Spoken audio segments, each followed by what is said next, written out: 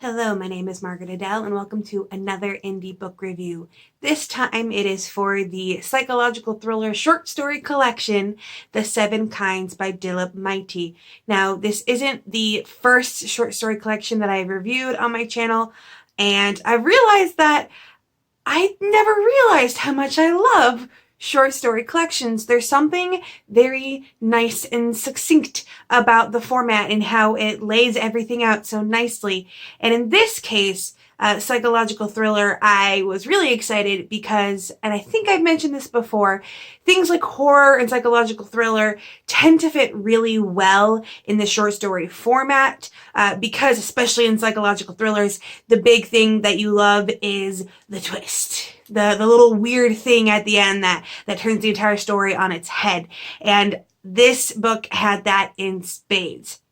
Now, because it had that in spades, I'm not going to do what I did for the last one that I did, the last short story collection that I reviewed, because I want to be able to talk at least a little bit about some of the stories without giving it away. So going into this, you'll know that at least one story will kind of have this idea, but you won't know which one.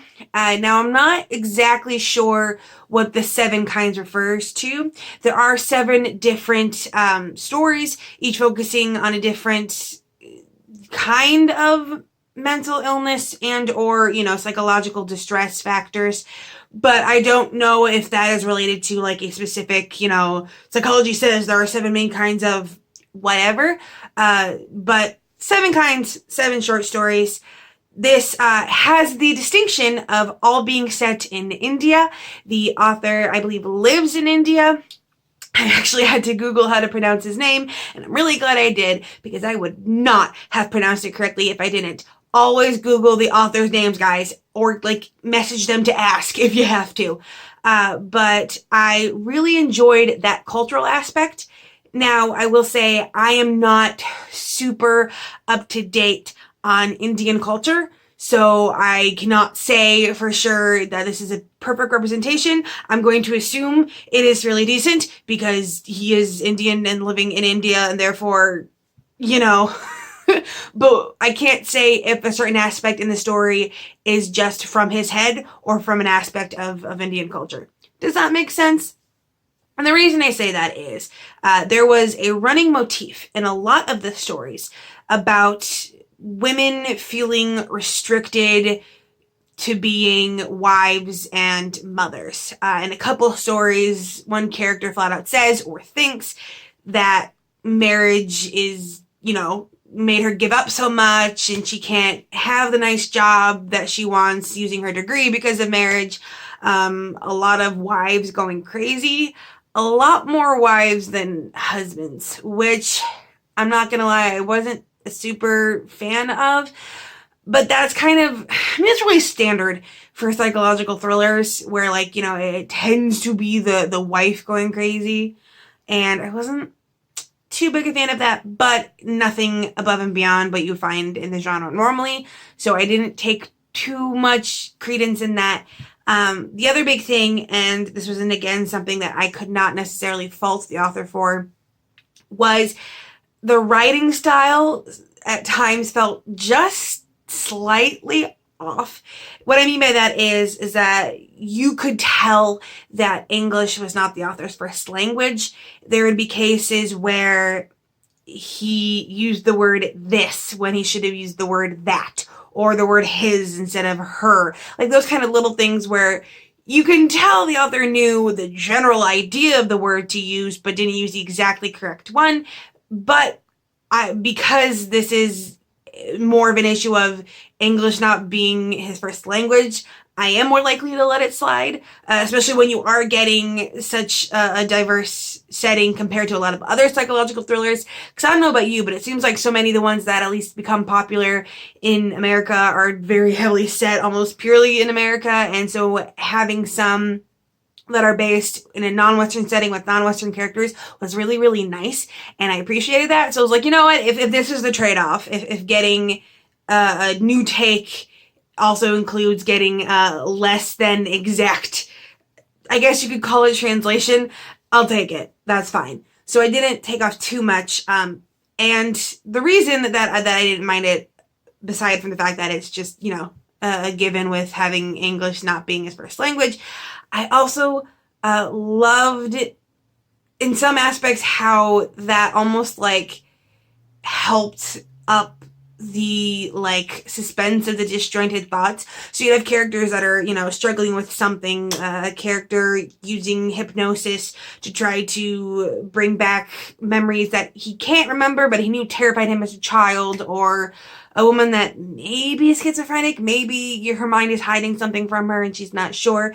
And that way, having the disjointed thoughts of not quite out of the uncanny valley with that word choice, almost emphasized that, and I found that unintentional but still impressive. There is, and this is a big thing, there is one story with a very heavy focus on trans representation. It is not a nice story. You're not going to come out of it with warm feels.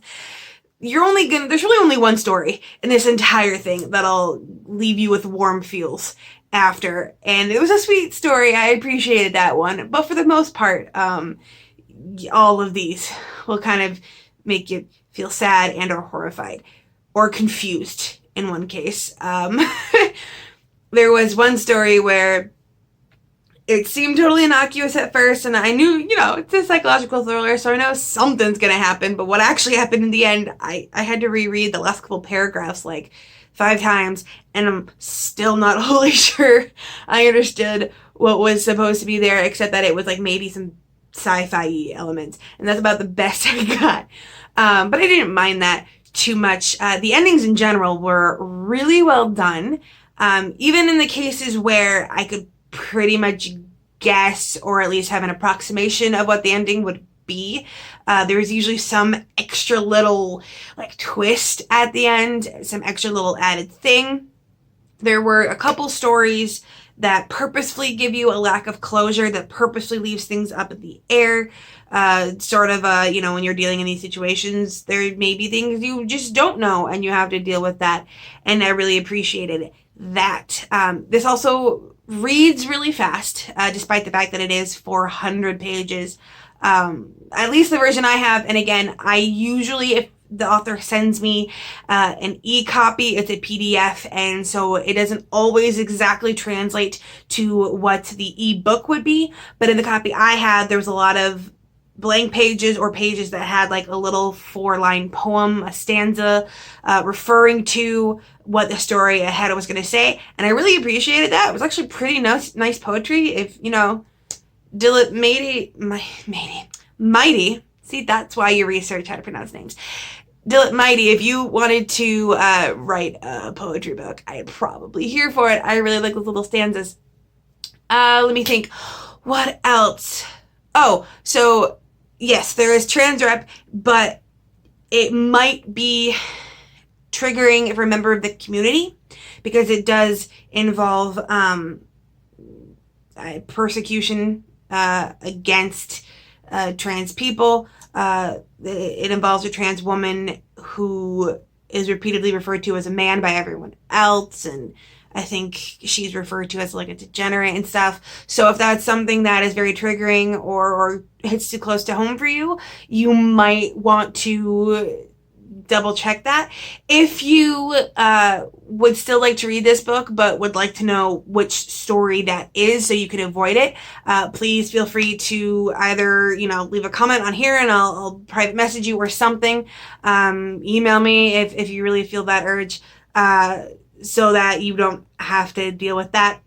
There are other aspects of, I don't think there's too much dealing with child abuse, at least on paper. You don't see it happening. It might be referenced.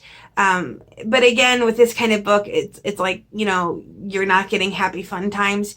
And so you kind of need to go into it with that mindset. But in general, I was very intrigued by this one and very pleasantly surprised by most of the endings. Well, maybe pleasantly surprised isn't the best way to say. Was pleasantly surprised by just how big the shocks were, because most of the shocks were not pleasant. But again, not the genre for pleasantry. If someone wants to, send me a totally fluffy, happy, contemporary short story collection where everyone ends up happily and in love or with a new puppy, feel free to send me that one. I'd read that one. I almost feel like I need that one after this. But in general, I really liked it. I believe Dilip is creating a couple more novels that are going to be coming out before too much longer, and I believe, judging by the bio I've seen on his author site, that they are full novels. I'm not sure. And definitely, in a full novel form, I probably would want slightly higher writing style, just because, like I said before, the writing style kind of lent itself to the genre where it was if you have someone that's in the middle of a mental breakdown, the fact that they can't, word things eloquently works. Whereas in a full novel where you have a full narrative, that might not work as well. So I would be interested in reading, or at least looking into, some of his books moving forward, but I would definitely maybe want to see a little bit of growth in the writing style just overall. I gave this book 4 stars, mostly because while I majorly enjoyed it, there were a couple moments where I was a little worried that we got a little close to romanticizing or over-sensationalizing mental illness. And I'm not a psychologist, so I can't say for sure. But I also loved that there were some twists and turns where it had nothing to do with the mental illness, and where it was one character, because she was in the middle of maybe a haze as a result of mental struggle, you find out that, she unknowingly came really close to danger without realizing it, and you don't realize after the fact how close, the bad thing got to her until the very end. I appreciated that one. So in general, if you like creepy, spooky, psychological thrillers, this is definitely a pick, especially if you're looking for diversity in it.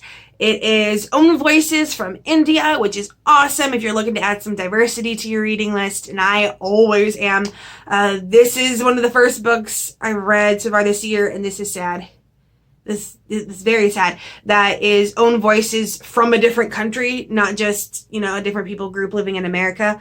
And I'm hoping to change that. I think a big part of my bookish goals for 2020 words will be to diversify my reading list, not just in the actual author's own personal lives, but where they live, and make sure that I am reading from around the world, because that sounds like so much fun.